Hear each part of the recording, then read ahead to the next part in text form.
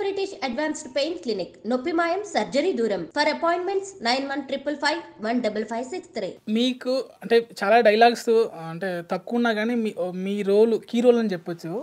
So అనిపించిందా మాకు dialogues లేవే, బట్ మీ కీ రోల్ అయినా అది కానీ డైలాగ్స్ లేవని అనిపించిందా మీకు ఏమైనా? డైలాగ్స్ ఎన్ని ఉన్నాయని కౌంట్ చేసుకునే దానికన్నా, ఎక్స్ప్రెషన్స్ ఎన్ని ఉన్నాయని కౌంట్ చేసుకునే దానికన్నా స్టోరీలో ఇంపాక్ట్ ఉంది కదండి. యాక్చువల్లీ కొన్ని సార్లు డైలాగ్ లేకుండా యాక్ట్ చేయడమే కష్టం అవుతుంది. డైలాగ్ చెప్పేస్తే మాట్లాడినప్పుడు మన ఇద్దరు మాట్లాడినప్పుడు ఎలా ఉంటుందో అలా మాట్లాడచ్చు.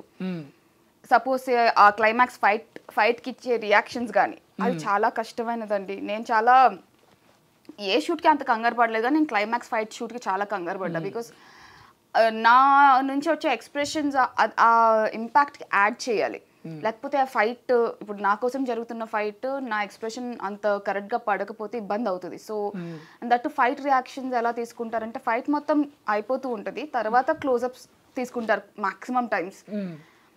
సైమల్టేనియస్గా జరగదు, ఒకేసారి తీసుకోరు అది. సో కాబట్టి ఆ ఎక్స్ప్రెషన్స్ చాలా కష్టం. మాటలేముంది, మాట్లాడేయచ్చు, ఎక్స్ప్రెషన్స్ కొంచెం కష్టం. సో అంటే అన్నీ ఉంచారు కదా, ఎడిటింగ్లో కొన్ని సీన్లు పోయి ఉంటాయి. సో ఆ డైలాగ్ ఒకసారి మాకు ఎడిటింగ్లో తీసేసిన డైలాగ్ చెప్పాలి మాకు.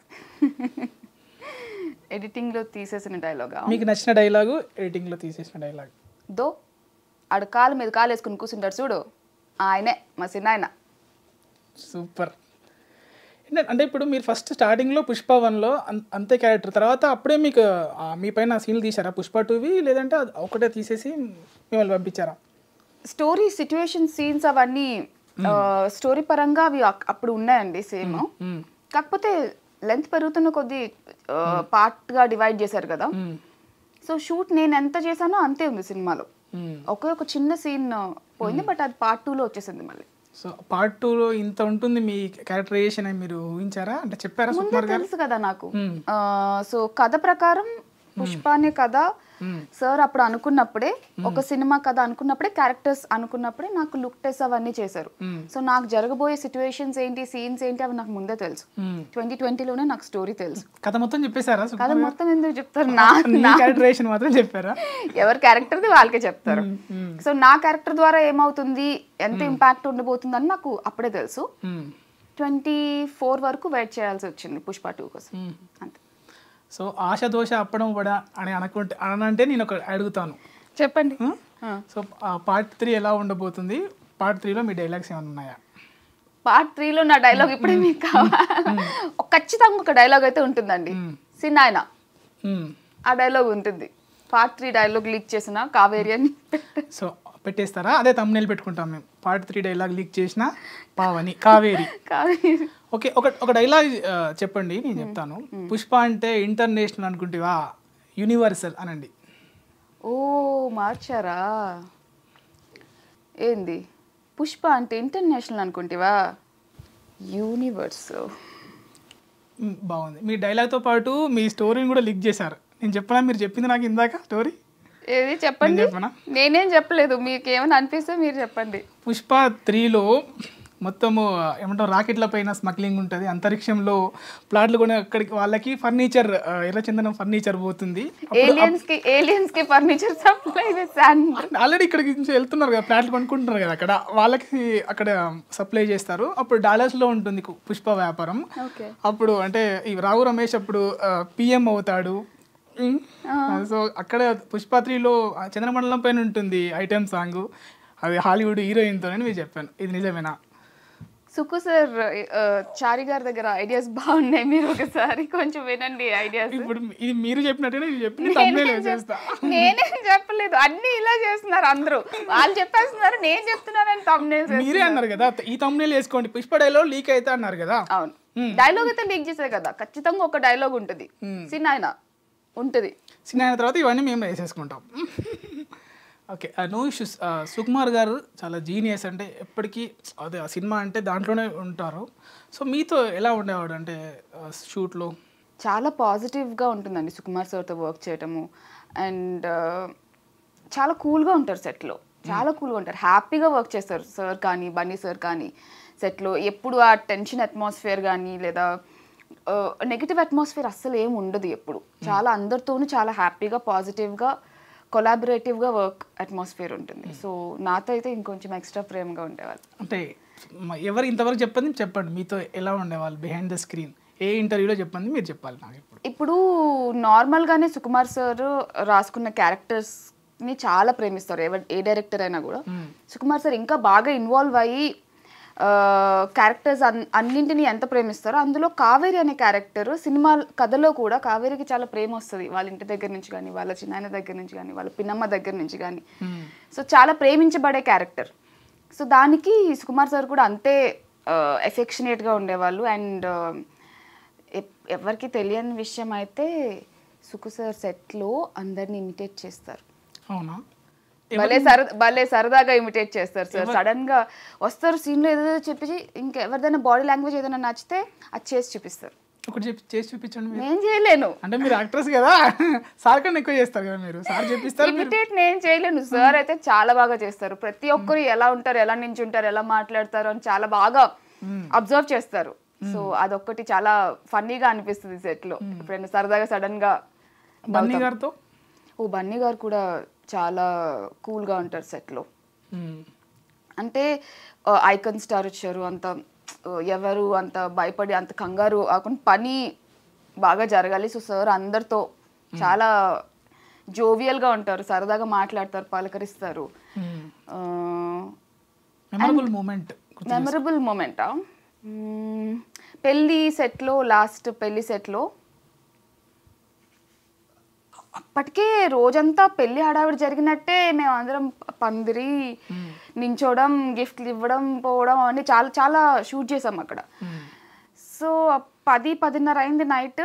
వెయిట్ చేస్తున్నాం లాస్ట్ షాట్ ఎప్పుడు అని అందరూ వరుసగా నించున్నాం కదా.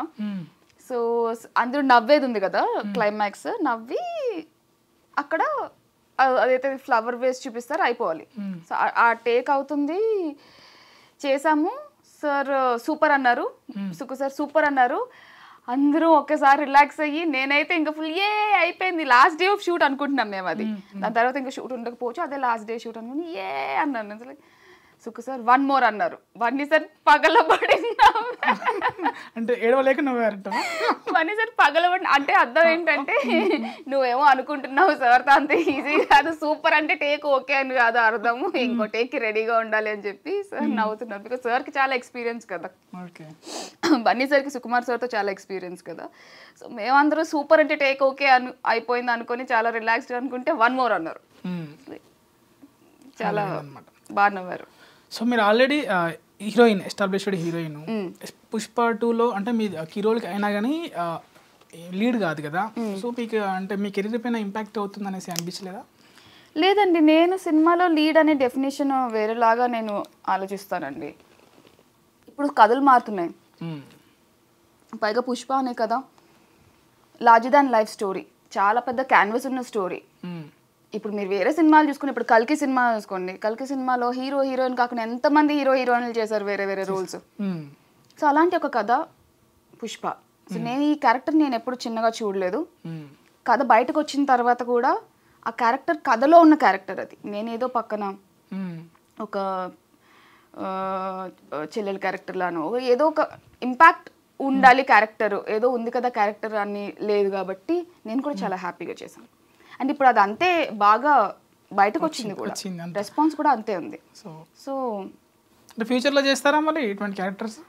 కథలో చూడండి, మంచి కథలు చేయాలండి, మంచి సినిమా చేయాలి. నేను హీరోయిన్గా సినిమాలు చేస్తూ చేస్తూ కూడా ఇలాంటి పెద్ద కథల్లో ఏదైనా మంచి ఆఫర్ వచ్చినప్పుడు ఖచ్చితంగా చేస్తాను. మీకు ఇష్టమైన హీరోయిన్ ఎవరు? నాకు ఇష్టమైన హీరోయినా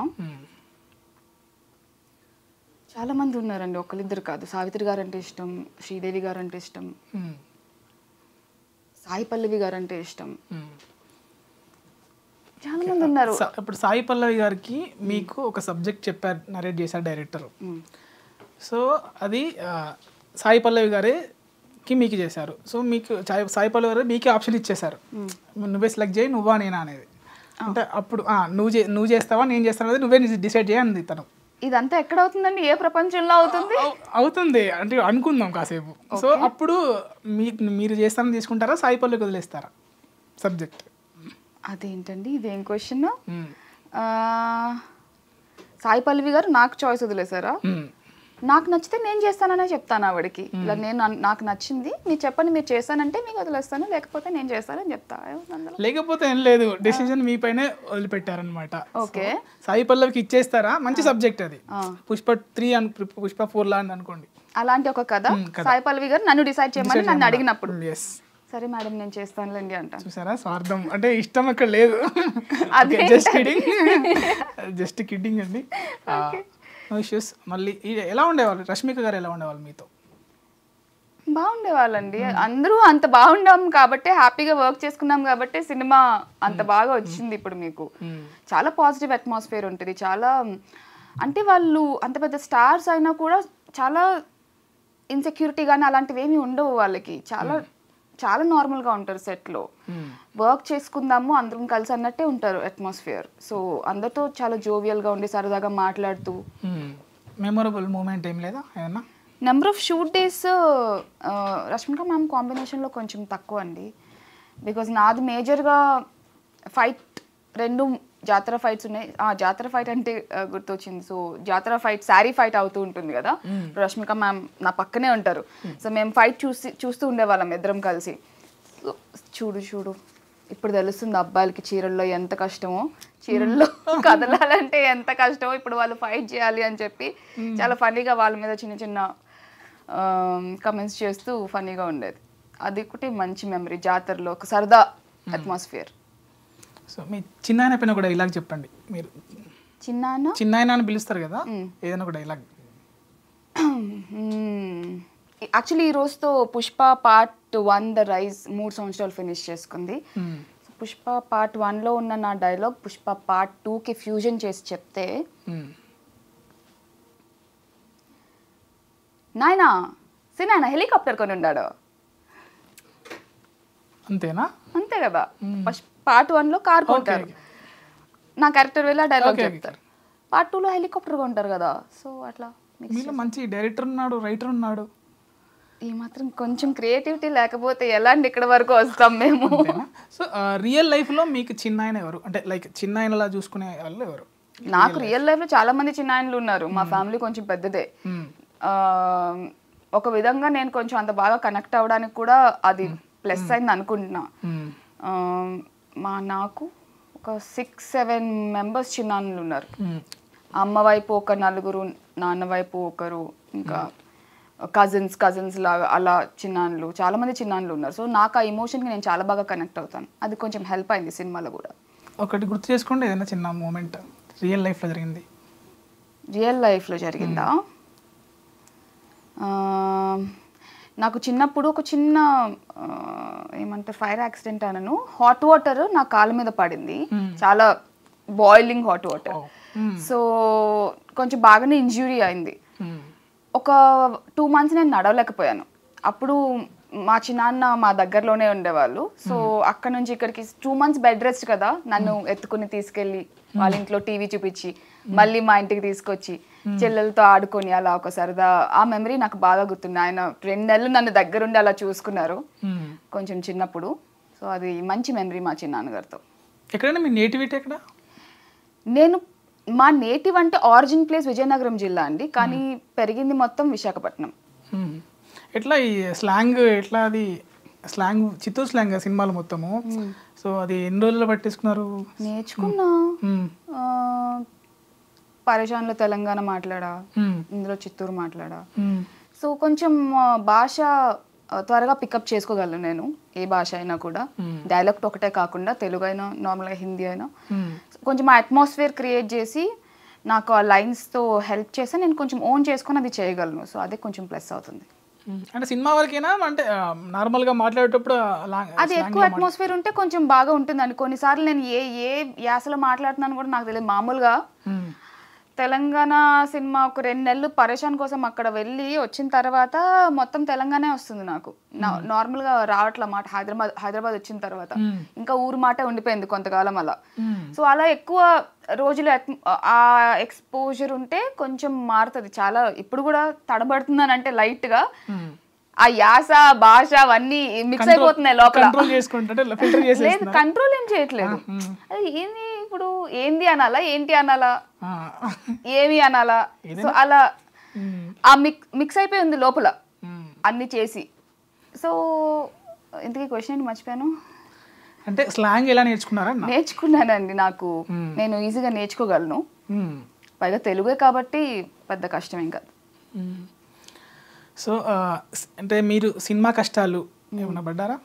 సినిమా కష్టాలా అంటే అవమానాలు కానీ, అంటే స్టార్టింగ్ స్టేజ్లో అంటే చిన్న షార్ట్ ఫిల్మ్ చేసుకుంటూ వచ్చారు కదా మీరు ఈ స్థాయికి. సో అప్పుడు ఎవరైనా అవమానించడం కానీ, ఎందుకంటే అప్కమింగ్ వాళ్ళకి మీరు ఒక ఇన్స్పిరేషన్గా ఉంటారు, ఏదైనా మాతో పంచుకుంటే అలా. సినిమా కష్టాలు ఏంటండి, చాలా పాతకాలం చింతకాయ పచ్చడిలాగా ఉంది ఆ పదం. చింతకాయ పచ్చడి బాగుంటుంది, ఈ పదం కాదు. సినిమా కష్టాలా ఏ ఫీల్డ్లో అయినా ఏ కెరీర్లోనైనా ఉంటాయి, ఛాలెంజెస్ ఉంటాయండి.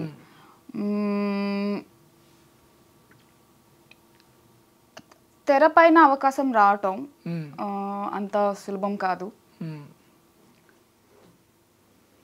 అంటే కొంతమందికి చాలా డౌట్స్ ఉంటాయి, ఆ డౌట్స్ మన మీద కూడా రుద్దుతారు, మన మీద కూడా ఇన్ఫ్లుయెన్స్ వస్తాయి. సపోజ్ బ్యూటీ స్టాండర్డ్స్ అని కొన్ని ఉంటాయి. ఓకే, నేను కూడా మీరు 3-4 years బ్యాక్ చూస్తే ఓకే సినిమా హీరోయిన్ అవ్వాలి అంటే చాలా పర్ఫెక్ట్గా ఉండాలి, ఫ్లాలెస్గా ఉండాలి అసలు.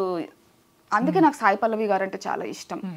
ఆమె కానీ ఇంకెవరైనా కానీ కొన్ని మారుస్తూ వచ్చారు ఈ 4-5 years స్పాన్ ఆఫ్ టైంలో. సో మాలాగా అప్పట్లో కొత్తగా ట్రై చేస్తున్న వాళ్ళందరికీ కూడా ఇదైతే ఏవైతే ఉన్నాయో పర్ఫెక్ట్గా ఉండాలి, సినిమా హీరోయిన్ అవ్వాలి అంటే, సినిమా తెర మీద కనిపించాలంటే అన్నీ పర్ఫెక్ట్గా ఉండాలి. అలా కాదు, రైటింగ్ బాగుండాలి, మీ క్యారెక్టరైజేషన్ బాగుండాలి, మంచి సినిమాలో అయి ఉండాలి. అప్పుడు మీరు చాలా అందంగా కనిపిస్తారు. మీరు అనుకోకపోయినా అందంగా కనిపిస్తారు. సో ఇలాంటి భయాలు, ఇలాంటి కైండ్ ఆఫ్ అవమానాలు కొంచెం ఉన్నాయి. అంటే స్కిన్ టోన్కి సంబంధించి కానీ, నేను ఒక 4-5 years బ్యాక్ సంగతి చెప్తున్నాను. స్కిన్ టోన్కి సంబంధించి కానీ, మీరు ఇప్పుడు అంటున్న ఈ బ్యూటిఫుల్ కురులు అయితే ఏమైతే ఉన్నాయో అవి కూడా ప్రాబ్లం అయి ఉండొచ్చు, చెప్పలేము. See depends on their vision అండి. ఒక డైరెక్టర్, ఒక ఫిల్మ్ మేకర్కి ఉన్న విజన్, వాళ్ళు వాల్యూ చూస్తే ఆ వాల్యూ కనిపిస్తుంది, లేకపోతే కనిపించదు. That's it. సో ఫ్యూచర్లో మీరు గ్లామరస్ క్యారెక్టర్స్ చేయమంటే చేస్తారా? సి నాకు కథ నచ్చితే, కథకి కావాల్సింది, నేను డైరెక్టర్ గారిని నమ్మితే కథకు కావాల్సింది, ఆయన విజన్కి కావాల్సింది నేను డిస్కస్ చేసి ఆయన ఎలా అనుకుంటున్నారు, ఏమనుకుంటున్నారు. బికాస్ సుక్కుసారిని నేను నమ్మాను. మీరు సినిమాలో ఎక్కడ ఏది వల్గర్గా కనిపించదు, ప్రతిసారి ఎగ్జాక్ట్లీ. సో అది నమ్మిన డైరెక్టర్తో ఉన్నప్పుడు కొంచెం ఇలాంటి రిస్క్ సిచ్యువేషన్స్ అయినా కూడా వాళ్ళు బాగా చేస్తారు అన్న నమ్మకం ఉన్నప్పుడు ఖచ్చితంగా చేయొచ్చు. స్టోరీకి కావాల్సి వస్తే చేయొచ్చు. సో ఐటమ్ సాంగ్ చేయమంటే స్పెషల్ సాంగ్ అంటున్నారు కదా? ఎస్ స్పెషల్ సాంగ్ అలా పిలుస్తున్నారా? అంటే వర్డ్ మారితే మీనింగ్ మారిపోతుందా? ఇప్పుడు అంటున్నారు కదండి, స్పెషల్ సాంగ్ చేస్తారా? తెలీదండి నాకు. డాన్స్ ఇంకా నేను అది ఎక్స్ప్లోర్ చేయాల్సిన ఒక ఏరియా. ఫస్ట్ డాన్స్ నేర్చుకుంటే తర్వాత దీని సంగతి. సో ఇప్పుడు ఇవన్నీ ఎస్ఏ క్వశ్చన్స్ అయిపోయినాయి, షార్ట్ ఆన్సర్ క్వశ్చన్స్. మీరు మీ మొబైల్లో డిఫరెంట్గా ఫీడ్ చేసుకున్న నేమ్ ఏంటి? డిఫరెంట్గా ఫీడ్ చేసుకున్న నేమా? జనరల్గా వాళ్ళని బట్టి ఫీడ్ చేసుకుంటారు కదా, నాటీ అనో సంథింగ్ ఇంకేదో అని స్పెషల్గా మీకు స్పెషల్ పర్సన్. నా ఫ్రెండ్ పేరు నేను పొటాటో అని సేవ్ చేసుకున్నా. పొటాటో అని ఇంకేమున్నాయి అలా? అదైతే ఒకటే. సుక్కు గారు నేమ్ ఏం ఫీడ్ చేసుకున్నారు? సుక్కు సార్. బన్నీ గారిది? లేదు, నెంబర్ లేదా? దోశ అప్పడం నెంబర్ చూపించమనట్లే ఏం ఎలా ఫీడ్ చేసుకున్నారని? లేదు, నెంబర్ లేదు సార్. నిజంగా. రష్మిక గారిది? లేదు, నెంబర్ లేదా? ఓకే, మీరు దీంట్లో ఎక్స్లో ఎప్పటికీ యాక్టివ్గా ఉంటారు. ఒక మాట చెప్పనా అనేసి అంటే చాలా ఏమంటాం కామెంట్స్ వచ్చాయి, ఆ కామెంట్స్ చూద్దాం ఒకసారి. ఓకే, సరే అండి. మీరు ఒక మాట చెప్పాలి అని పోస్ట్ పెడితే చాలా కామెంట్స్ వచ్చాయి, ఒకసారి చూద్దాము. చెప్పు, ఏదో ఒకటైనా చెప్పు. డైలాగ్ లీక్ చేస్తున్నావా ఏంటి? How much your role duration in Pushpa 2?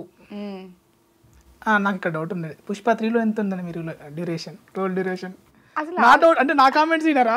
అసలు ఆగరా అండి పుష్ప 3 వరకు. మీరు పుష్ప 2కి ముందు కూడా ఇలానే అన్నారు, చూసారు కదా, బాగుంది కదా. అంత వెయిట్ చేయడం కన్నా కొంచెమే లీక్ చేస్తే మీ ద్వారా. ఇప్పటికే ఒక లీక్ చేశాను నేను. సరే, ఓకే అండి. చెప్పు శిరీష, సమోసా తింటావా? తిన్నాను ఇప్పుడే. నేను కూడా మీకు మాట చెప్పాలి, లవ్ యూ. Love you. చిన్న హిట్ కొడుతుంది అంటావా? ఆల్రెడీ కొట్టింది కూడా. Block buster.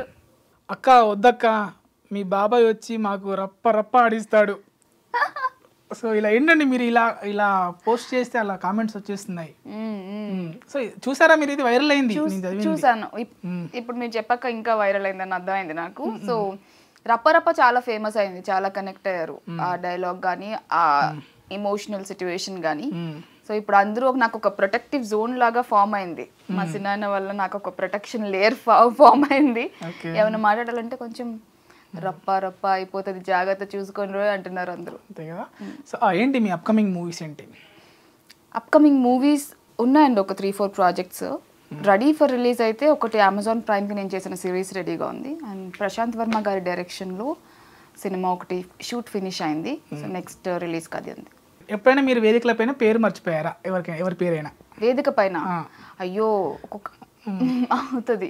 మర్చిపోవడం అని కాదు, సపోజ్ ఒక వరుసగా అందరూ గెస్ట్స్ ఉన్నారనుకోండి, అందరి పేర్లు ఇది అనుకుంటాం. అక్కడికి వెళ్ళాక ఆ ఫ్లోలో ఆ కంగారులో అటు ఇటు అవుతుంటాయి, మర్చిపోతుంటాం. అలా జరిగింది. ఓకే, ఏం చెప్పాలనుకుంటారు మీ ఫ్యాన్స్కి చివరిగా? నా ఫ్యాన్స్గా ఇంకా పుష్ప 2 సక్సెస్ఫుల్గా రన్ అవుతుంది థియేటర్స్లో.